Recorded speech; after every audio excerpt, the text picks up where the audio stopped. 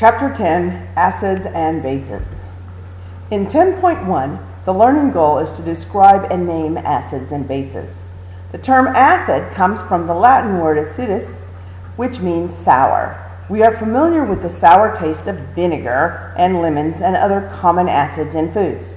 Citrus fruits are sour because they contain acids.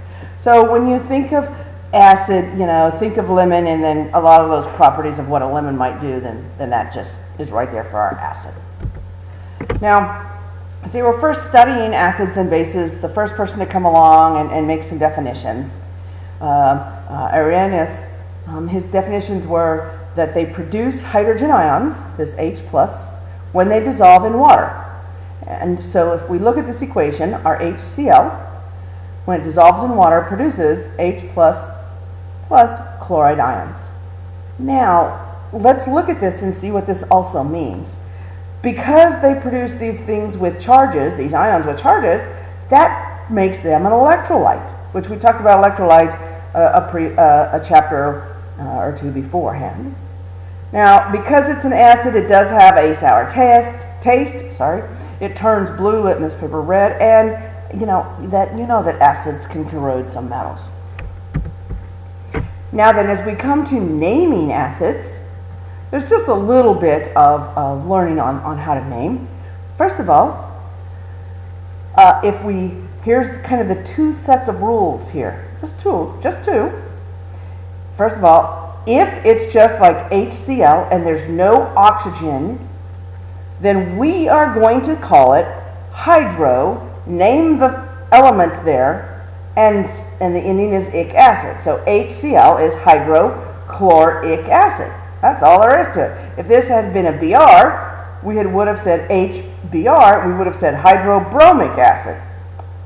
Now, if on the other hand, we have an acid like HClO3 that has some oxygens in it, we do not use the word hydro first. Then we got to figure out, is it the most common combination or not? So we have our ClO3 negative ion, and you memorize that from when we were doing our naming, and you memorize that as the chlorate ion. And then we remembered that one less oxygen than normal is the chlorite ion.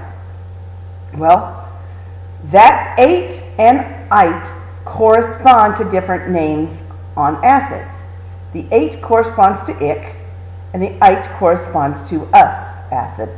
So HClO3, so first of all, it's an acid. We got the H in front, so it's an acid. We don't say hydro because there's oxygens, and it's the most common combination of oxygen with chlorine, so we're going to call it chloric acid. Whereas HClO2 is chlorus acid because it's one less oxygen than the normal combination, and we've got to designate that, so the us corresponds to the ite ending. On table 10.1, you will notice some different common acids and their anions. Feel free to press pause and take some extra time with that. Now, with acids, notice that the anion that ended in ate corresponds to an acid that ends in ic acid, which I just mentioned that and gave you the example of the chloric acid, but let's look at some more polyatomic anions that become acids. So here's our nitrate, our sulfate, our phosphate, our carbonate, and our chlorate ions. Let's see what their name is when we call them an acid. Well, first of all, they become an acid if we have a hydrogen in front. So HNO3 is nitric acid, not hydro, because there is an oxygen. And the reason why the ending is ic is because it is the most common combination. It corresponds with the 8. So nitric acid. Now here we have sulfuric acid. Why? And why do I have 2 hydrogens here and only 1 here? Well, our nitrate ion had a -1 charge. So with hydrogens being a +1, you only needed 1 hydrogen positive to balance out the 1 negative. But with a sulfate ion, we have 2 negatives. So we're going to need 2 positives to balance out those 2 negatives. So that's why there are 2 hydrogens here for our sulfuric acid. Here we have our phosphate ion. Notice we have 3 negatives. So that means we're going to need 3 positives to balance this out. So Hydrogen's a +1, so we need 3 of them. So we have phosphoric acid. And along those same lines, we have carbonic acid and chloric acid.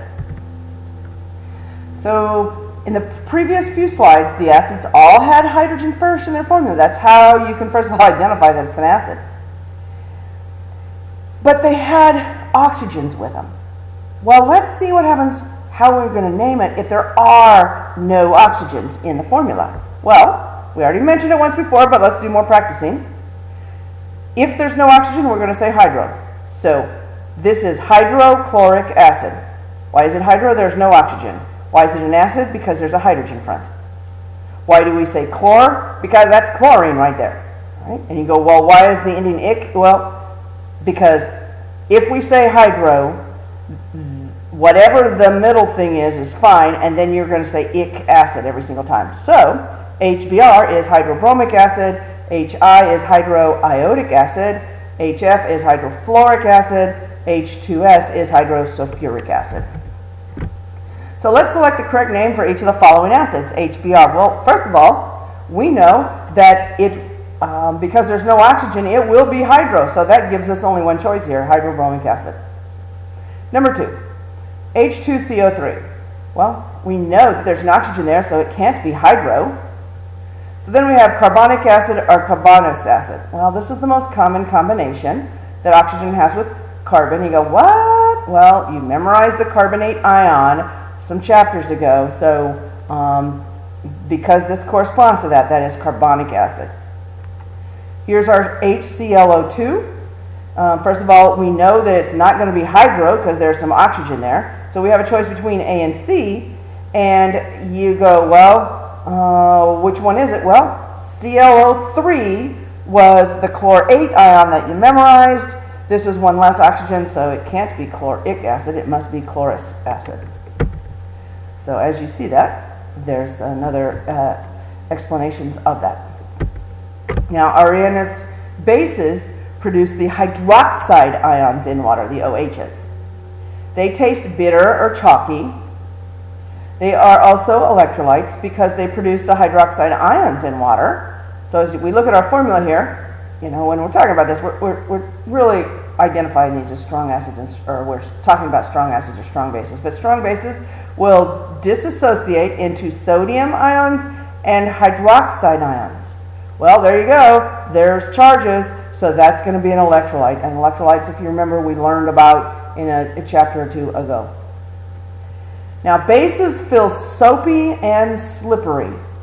And if you think about this, now how am I going to remember bitter or slopey or slippery? Well, think about if you've ever had your mouth washed out with soap. I'm not agreeing one way or another if I've ever had my mouth washed out with soap, but if you have, you would recognize these items here and then now you can identify, oh, that's a base.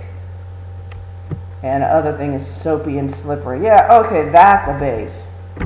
Now, typical Arrhenius bases are named as hydroxides. So we have sodium hydroxide, potassium hydroxide, barium hydroxide, aluminium hydroxide. Let's match the formulas with the names. Press pause and come back and see if you can do this. All right, D. Well, we knew this was nitric acid because here's our nitrate ion, and we know it's not hydro because there is oxygen here. We know it's an acid because we have H in front. We know this is not an acid because the H is not in front, so this is just calcium hydroxide. We know this is an acid because H is in front. We think about this, oh, this corresponds to the sulfate ion, so this is sulfuric acid. This is a hydrogen in front, so we know it's an acid. It corresponds to the phosphate ion, so it's phosphoric acid. This is a base. It's got sodium in front, not an H, and so sodium hydroxide. Now then, notice on table 10.2 some characteristics of acids and bases. And when we say this, I like to just think of lemons. And then yes, a lemon is sour. A lemon kind of maybe stings if you get it in a cut. Not that you've ever tested litmus paper, but and you know that it neutralizes bases. Think about this. Why do people put a little bit of lemon on on fish? Well, because fish are actually, the smell is actually produced by this base type of amine, and so if you put the acid on the base, it neutralizes it, and so you don't have that fishy taste, or fishy smell, I guess is the better word. Now bases, if we think of them as soap, yes, they are bitter and chalky and soapy and slippery. Yes, and yes, bases do neutralize acids. So for our last learning check, let's identify each as a characteristic of an acid or a base. So think lemon or soap. Okay, so number one, press pause and come back. So number one, well yes, a sour taste, lemon is sour. Okay, a base produces OH, a base has a chalky taste, they are both electrolytes, and the acid produces hydrogen ions in aqueous solutions.